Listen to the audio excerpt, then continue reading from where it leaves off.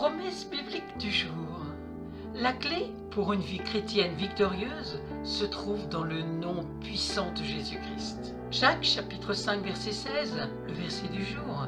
La prière fervente du juste a une grande efficacité. Quand une personne croyante véritable, justifiée par Christ et marchant dans une sainte obéissance par la grâce de Dieu, présente une prière fervente provenant du fond de son cœur par la puissance du Saint-Esprit, sa requête sera reçue par Dieu pour le profit de tous.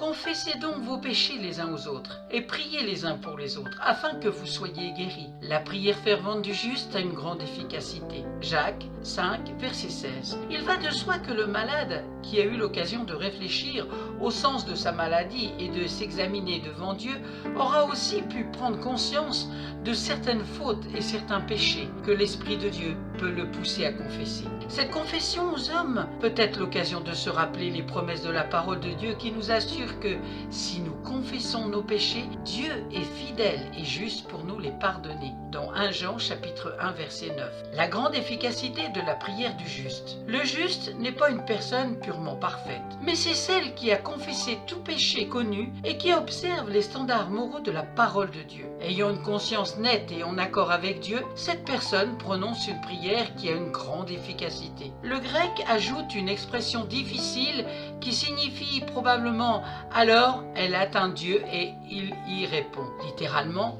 alors ça marche. La prière n'est pas en elle-même puissante. Elle n'est pas magique, mais sa puissance est sans limite, en ce que l'enfant de Dieu prie un Père d'une bonté et d'une capacité sans limite. L'exemple d'Élie. Élie était un homme de la même nature que nous. Il pria avec instance pour qu'il ne plût point, et il ne tomba point de pluie sur la terre pendant 3 ans et 6 mois. Puis, il pria de nouveau, et le ciel donna de la pluie, et la terre produisit son fruit.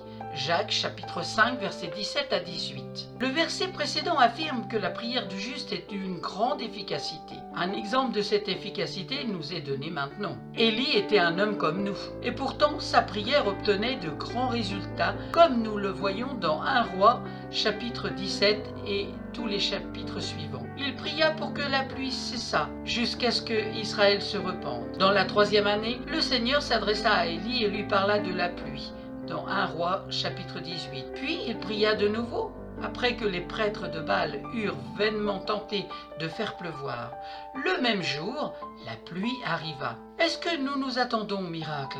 Quand nous prions, nous ne devons pas regarder au mérite de l'homme, mais à la grâce de Dieu. Il n'est pas suffisant d'adresser une simple prière à Dieu. Nous devons le faire avec ferveur. Nos pensées doivent être disciplinées. Nos désirs doivent être ardents en demandant l'intervention souveraine de Dieu. Jacques chapitre 5 verset 16 encourage chaque chrétien à s'adresser au Seigneur avec tout le sérieux que cela implique.